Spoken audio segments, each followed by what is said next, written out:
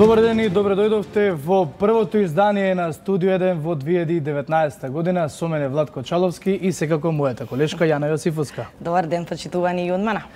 Она што се обврзуваме е дека и во 2019 година ќе бидеме брзи, навремени и секогаш овде за вас отворени за вашите проблеми, за вашите пофалби, за вашите критики. И можеби од трета брзина ќе префрлиме малку во четврта. Така, нова година, нов... Да, сигурно сум дека така ќе биде. Така. Јана, што е она што ќе го гледаме денеска? Така, значи и во ова празнично отворено Студио 1 ќе има навистина почитувани многу богата содржина. Нашите информативни изданија ќе бидат исполнети со многу линковски вклучувања, пренесување атмосфера од Охрид, нашата туристичка мека, ако може така да се каже, секако ќе ви пренесем атмосфера и од Скопскиот плоштад. Но со ред. Најпрво на почетокот, секако јас и колегата Чаловски ќе продискутираме малку со колегата Христијан Баневски, односно ќе видиме слика и тон од Охрид, како што кажав, каде што тоа е тамо, нашата екипа тамо, да погледнеме каква е атмосферата по повод празничните денови. Секако малку подоцна ќе го имаме околу 15 часот и 20 минути колегата Дејан Андоновиќ, она што не во никој случај не го забораваме, светските случувања и секако влезот во ова 2019 година од светот. Секако 16 часот и 45 минути повторно ќе го имаме колегата Баневски со разговори да видиме како поминале охридските угостители по повод новогодишната ноќ. Исто така ќе имаме еден разговор со архитектката Даница Павловска Циги, со која што ќе продискутираме околу нејзината нова визија за Скопје. Потоа секако следуваат во овој добро познат термин ексклузивците, па веќе ќе имаме разговори на колегата Чомовски со Зоран Иванов и Един Наземи. Ова е од 19 часот и 20 минути. Веќе 20 часот секако домаќин на вечерното отворено Студио 1 е колешката Анета Кочишки и во таа рамка каде што ќе биде и дневникот, централниот дневник ќе има навистина како што најавив богата содржина и линковски јавувања, ќе имаме и линк во живо и видео од состојбата на патиштата и информација од АМСМ, апропо и снежните врнежи со кои што денеска се разбудивме. Секако ќе имаме линк од Скопскиот плоштад на колегата Сашо Ордановски и еден ексклузивен разговор со министерот за внатрешни работи Оливер Спасовски. Исто така понатаму ќе имаме и спортски новинари, малку во тој дел ќе се поразговара околу спортот. Понатаму, веќе 21 часот, колегата Чумовски ќе има разговор со министерот за здравство Венко Филипче и веќе 21 часот и 30 минути ќе бидат отворени линиите, она што не го забораваме да се слушнат вашите мислења и ставови и секако веќе 22 часот и 40 минути го заокружуваме со вестите, ово отворено студио и најновите информации. Така, а сега, доколку го имаме колегата Баневски на линк да го вклучиме во живо во студиото, Баневски, дали се слушаме? Да, колеги, добар ден од центарот на Охрид, каде што нашата екипа ќе се обиде да ви пренесе каква е атмосферата во градот веќе 3 дена по новогодишните празници, односно 2 ноќи по, нели, како што се нарекува најлудата вечер во годината, но сепак во Охрид, во овој град, освен новогодишните декорации и студените ниски температури, секако и снегот, ништо друго не би можел да кажам дека навестува на тоа дека пред 2 дена се славел дочекот на новата година, со оглед на тоа што нема некаква значителна раздвиженост низ центарот на градот, а ниту пак се преполни угостителските објекти и кафулињата кои што се наоѓаат во самиот центар, кои што се познати односно се сметаат за едни од најатрактивните угостителски објекти кои што во текот на сезоната се целосно исполнети. Но тоа не е случај оваа година, а најверојатно причината за тоа е ненадејната смрт на поранешниот градоначалник господинот Јован Стојановски, која што се случи околу недела дена пред новата година, поради што и локалната самоуправа ги откажала сите активности во врска со новогодишната ноќ.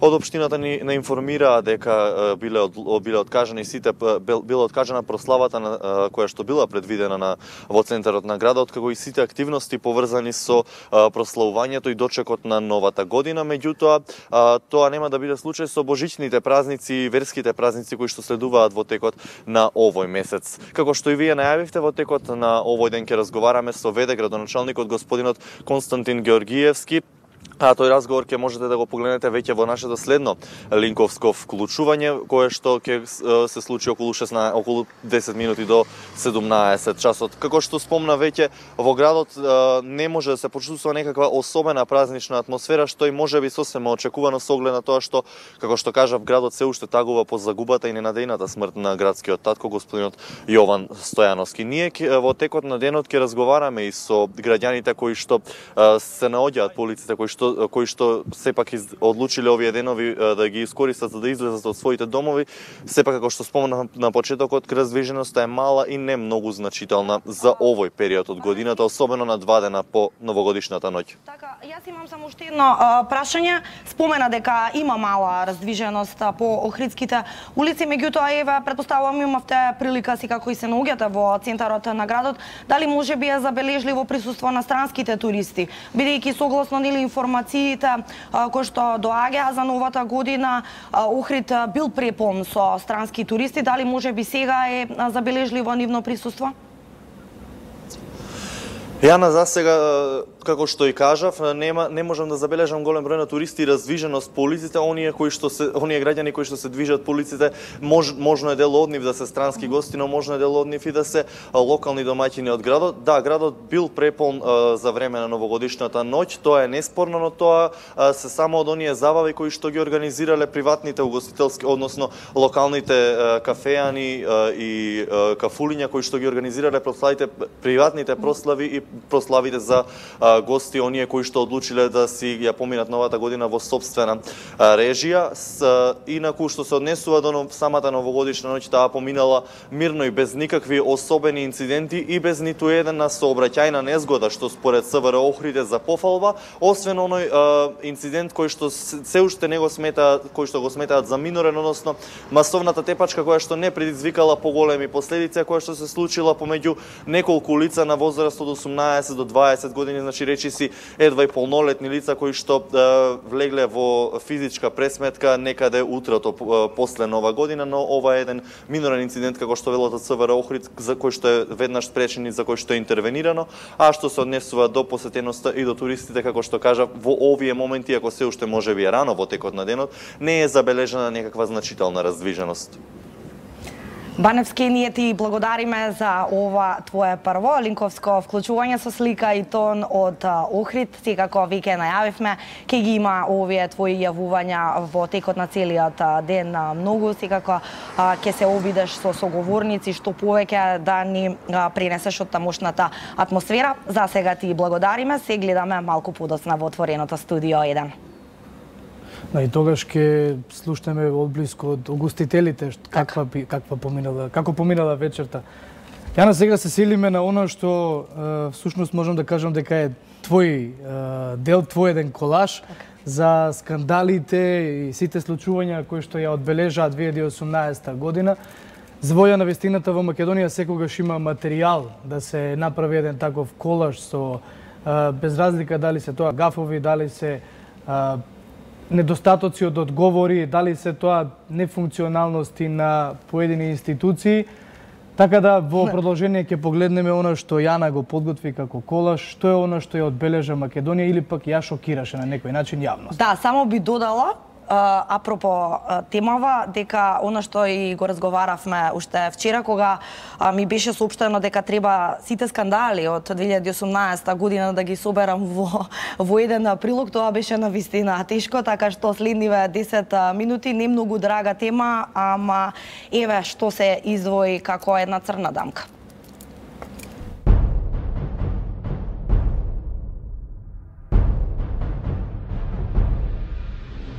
Скандалите во Македонија не се ништо ново, но во годината што ја ставивме за нас се чини ги имаше во рекорден број. 2018 ја испративме, ама контроверзните и многуте неодговорени прашања останаа како дамка. Нефункционалност на институциите, неодговорни изјави и постапки на функционери и верски представници, делење сомнителни тендери и државни пари на фирми блиски до власта ја шокираа македонската јавност преку целата година.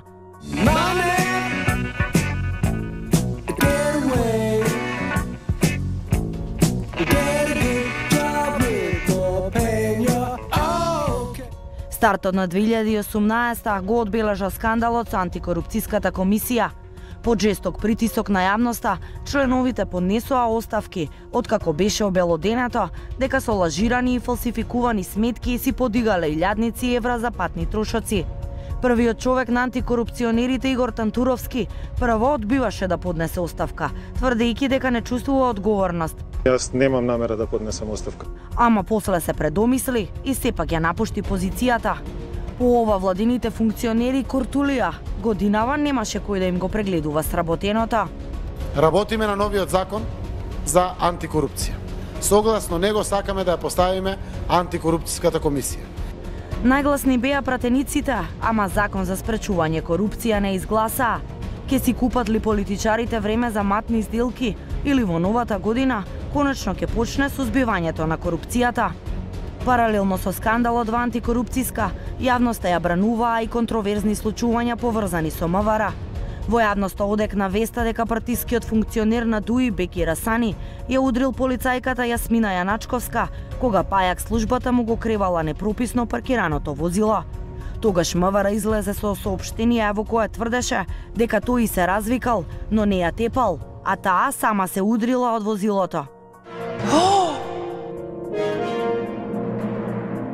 МВР одлучи да останат тајна и снимките од инцидентот со тврдење дека постојат законски процедури кои не дозволуваат објавување на видеоматеријалот. Сакам само да напоменам дека постои процедура законска во кои рамки и на кој начин се обезбедуваат снимките и се доставуваат до основното јавно обвинителство. И од тие причини ние не сме во можност да ги објавиме снимките во медиумите. МВР го гонеше Асани дека го нарушил јавниот ред и мир и се соочил со максимална казна од 800 евра, па го затвори случајот, кој остана со прашалници за јавноста. А кога ќе се спомене името на поранешниот прв човек на Бирото за јавна безбедност Лазо Велковски, следува нов скандалозен момент во МВР. Велковски си ја испрати ќерката на одмор во Грција со службен џип.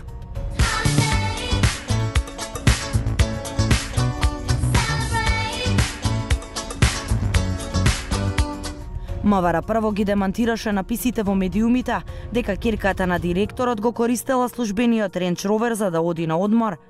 Белиот џип што беше фотографиран во Грција, а од кој се појавија и снимки од границата, на кои се гледа како ја напушта државата, бил управуван од вработен во 6-та управа, но за патувањето имало налог, информираа од МВР.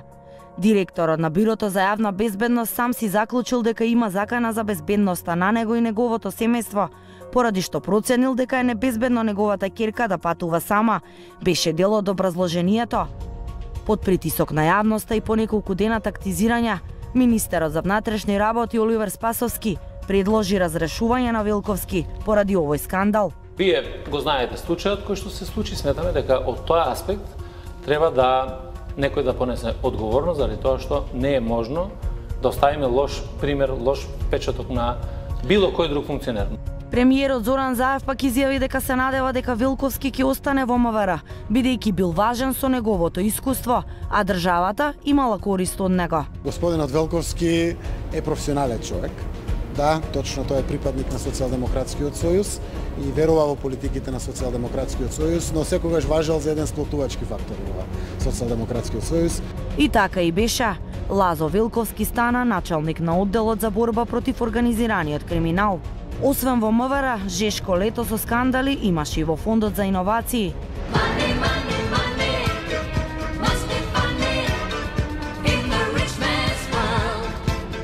Таму пак се делеа државни грантови за функционери во владата или блиски со нив. Повикот за поддршка на Фондот за иновации и технолошки развој ја брануваше јавноста, откако медиумите објавија дека бил одобрен проект и за фирма во која малцински собственик е вице-премиерот Кочо Андјушев, и таа ќе земе 160.000 евра од државата.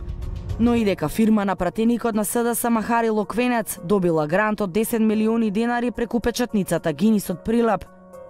За грантовите од истиот фонд за иновации, реакции имаше и за грантот од 10 милиони денари, кој го доби весникот Слободен печат. Јавното обвинителство под опрен глас отвори постапка за доделувањето на државна помош, а по жестокиот притисок од јавноста, Анѓушев и Локвенец побараа ако сопствениците на нивните фирми да ги вратат грантовите.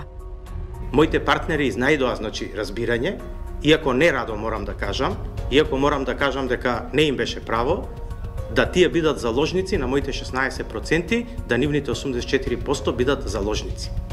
Но тие најдоа разбирање за мојата позиција и затоа ќе отстапат од договорот, иако тој договор е добиен согласно сите критериуми. Премиерот Зоран Заев повторно не побара оставки од функционерите, затоа што според него тие се повлекле и не го кршеле законот. По овој скандал Фондот за иновации најави дека ќе внимава како ги доделува парите и ги менува правилата за доделување финансиски средства.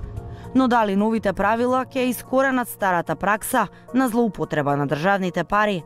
Од скандалите во институциите, жешката атмосфера во летниот период се префрли кај локалните власти. Налик на филмско сценарио, првиот човек на општина Новосело, дење градоначалник, ноќе шверцер на цигари.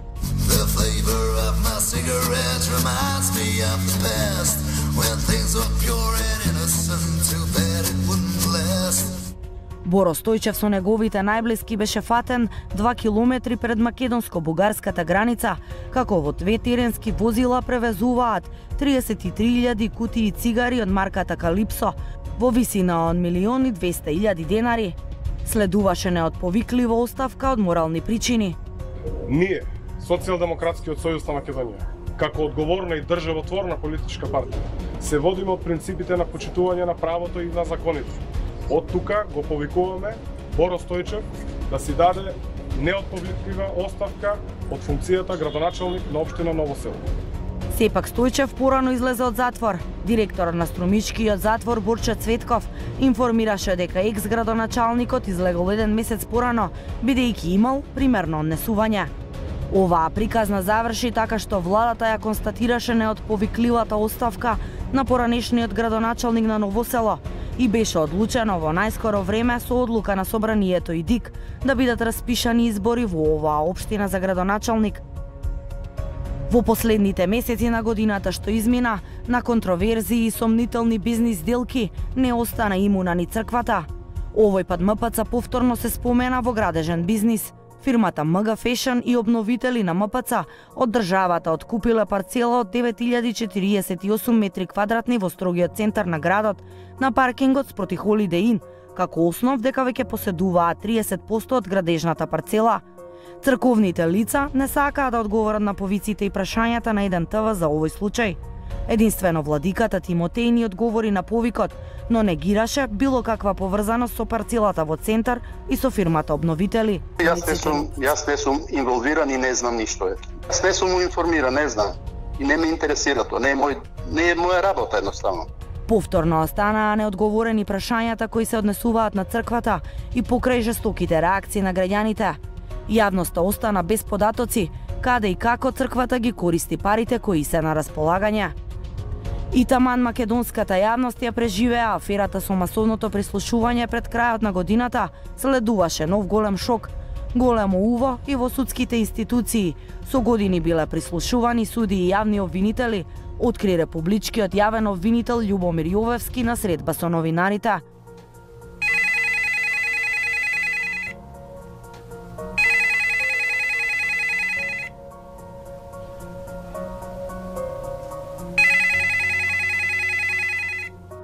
Владата на Република Македонија експресно го осуди случајот со снимените телефонски разговори и истакна дека ваквите појави се рецидив од минатото. Премиерот Заев и министерот Спасовски пак информираа дека МВР и властите оваа информација ја добиле пролетта пред 6 месеци преку своји внатрешни извори, пошто веднаш ги информирале јавниот обвинител и председателот на Основниот суд Скопје. Апсолутно набавката која што се направила во јавното обвинителство и во Скопје 1 судот, знаеме кој ја раководел тогаш, и тие ќе си понесат својата одговорност и бегање од тоа нема. Јавното обвинителство на Република Македонија, судовите и така натаму, ние немаме можност. Тие се независна власт која што функционира во Република Македонија, тоа да го правиме самостојно. Иако и власта и опозицијата бараа одговорност и меѓусебно се обвинуваа за откриените системи за прислушување, а од МВР најавија расчистување на аферата, до сега нема конкретни детали докаде истрагата, дали има осомничени лица и дали припадници на МВР се вмешани во овој скандал. И покрај сите овие скандали, останува да видиме дали кога ќе се стави на кантар за брефтаната македонска дипломатија со договорот од Преспа и Бугарија, посетите на државници на земјава оставија доволно тежина за Брисел со отворени раце да ја дочека Македонија во новата година, за конечно државата да ги стартува преговорите со Европската Унија.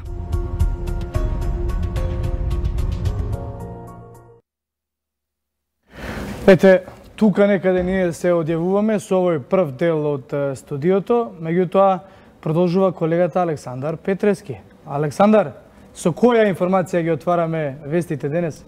Чаловски, секако денеска најинтересна информација за јавноста е прогласувањето на епидемијата од морбили од страна на министерот за здравство Венко Филипче и секако она што ја заинтригира јавноста е една од мерките за предпазливост, односно да не се примаат децата во градинка кои што не ја примиле оваа вакцина. Денеска исто така гостин во вестите Линковски ќе го имаме и директорот од Институтот за белодробни заболувања Козле, кој апелира родителите веднаш да ги вакцинираат своите деца. За сите овие информации секако ќе ги имаме во вестите. Со вестите почнуваме веднаш по одјавата на отвореното студио.